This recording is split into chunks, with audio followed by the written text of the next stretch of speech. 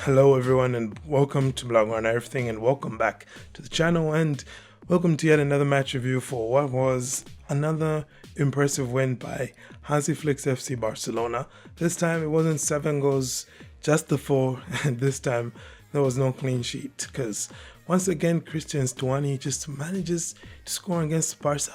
Goals on the day this time came courtesy of Lamine Yamal with a brace and Dani Olmo continuing his hot streak with Pedri as well chipping in with a goal. Just once again another well taken goal. So what we're going to do here with the match review, like we usually do, is we'll get into some negatives and positives from the performance. Then I will give you my team and manager ratings. So I'll rate the players and the manager and then go on and give you the man of the match, and that'll be that. So without further ado, if this is your first time, by the way, here, go ahead and, do all that stuff, like, subscribe, yada, yada, yada.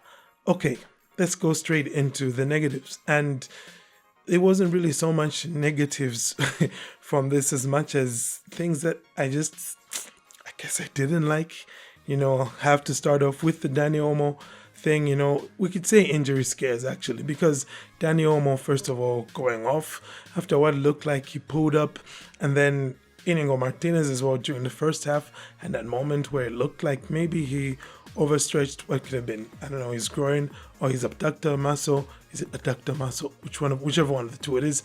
So, we did have the injury scares, which I guess it wouldn't be Barca if there wasn't injury issues every now and then, right? Even in the international break, we had Fermin down. So here we'll wait to see what we're going to hear from, the medical staff going into this Champions League match against Monaco, in which we do expect to see Ansu Fati back. So, fingers crossed that he's not going to be returning to take up the spot of somebody who was injured, okay? But aside from that, it's really hard to find negatives from this performance. You let me know if you really had any. Sure, there were quite a few moments where Girona did look like they beat the offside trap and they didn't have the final ball. But generally, that offside trap worked pretty darn well, which is probably where I'll start my positives from. The offside trap from Barca, just generally, the defending in transition. I will admit, this is what I thought would be the biggest issue for Barca, and it still looks like it could be the thing which people could exploit about Hansi Flick's Barca. But having said that, so far, it's not an exaggeration to say that they're kind of managing it. Like I said here, the offside trap worked very well, and generally speaking, the defenders are able to cover. I've been surprised just how well Inigo Martinez has played, and just how good he's looked defensively. Pretty solid, but then again, you haven't come up against the really top level wingers who, we have quite a few in La Liga. So we'll wait to see how that's going to go when that happens. But for now, I'd say I'm happy with the defensive performance. I am also happy with my next positive. Again, it's just the continuation of the momentum. I don't know how to put it, but carrying that momentum from Valladolid after that 2-week break with internationals in between. We all know how the international break would always mess with Xavi ball, and even previously as well with Koeman. There'd be periods where Barca would start getting into a good rhythm and playing well. Then the international break would come along, and by the time everybody's back, it's like they have to start all over again. That didn't happen here. It looked like they just picked up from where they left off against Valladolid. And honestly speaking, you really like to see that. And hopefully that can continue, going into Monaco and all these other matches, because there's going to be a lot of games and there's going to have to be a lot of rotation, whether forced by injuries or just by the sheer number of minutes, which is why I was a little bit concerned to see Lamine Yamal play so long. Like, personally, I would have taken him off right about the time Pedri was coming off as well. I would have just taken them off together. But they did want him to get his hat-trick. It didn't happen. Hopefully it's going to happen in some other time in future. He is still only 17 years old, so he's got plenty of time to get that done. So my next positive definitely has to be Barcelona's attacking chemistry. Just looking at some of the stuff that's going on over in the capital in Madrid. It's easy to take for granted just how well Barcelona's players are gelling at the moment. Now, admittedly, a lot of these guys were already together last season. You could say the same though for Real Madrid. They've only added one guy. Barcelona have added Olmo as well, just one guy to their attack, and have changed coaches. But everything seems to be gelling pretty well. They had 23 shots today against Girona. I do not remember the last time if Barcelona managed that many shots when they last played Girona, And it's not like they were necessarily terrible going forward. What killed them was, defensively. But even then, 23 shots here. It was pretty dominant from Barca. And I know I said it wasn't 7, but this could have easily been about 5 or 6 because Lamine had pretty good chances to get his hat-trick. And I mean, there were some other chances as well. We saw Pau Victor getting a chance as well after he came on, which, he could have scored from that pretty easily. So, yeah, it's definitely great to see this fluidity in attack, especially the way that Barca is able just to transition so quickly. There was that one time when they had that break from a Girona corner kick, and the ball just went straight to Lamine Yamal, and Barca were just really on it. And before you know it, they almost scored through a pretty good save from Gazzaniga.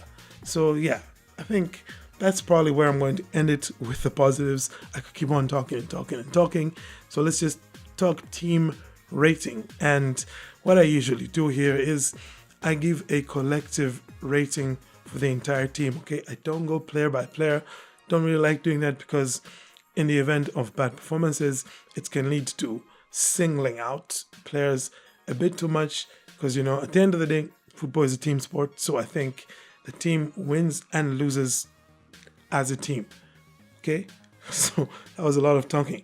They won today as a team by 4-1, and could have been more. Like I said, of course, Girona could have had a penalty, though I can understand and agree with the penalty being taken away. I'm probably a bit salty with the referee letting the Girona guys, spot the ball for the penalty kick before going to consult VAR.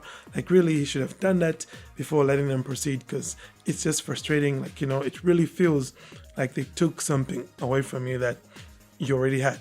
But when you look back at it again, like, yes, the ball did hit the hand of Inigo Martinez, but his hand was in a natural position for the motion that he had, and there's really not much he could have done about that.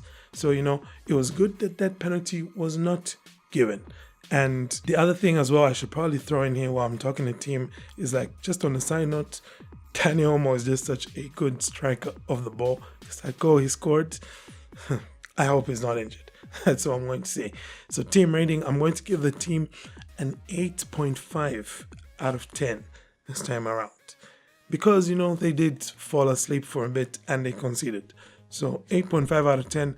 As for Hansi Flick, I don't know what more you could have asked for him. But having said that, I'm also not going to give him 10 out of 10. So I don't know what more I want in order to give him 10 out of 10. But I'm not giving him 10 out of 10. Okay, yeah, I'm not giving him 10 out of 10 because he left Lamine Yamal on for so long. Yes, so it's 9.5 out of 10 for him. And from there, we can talk man of the match.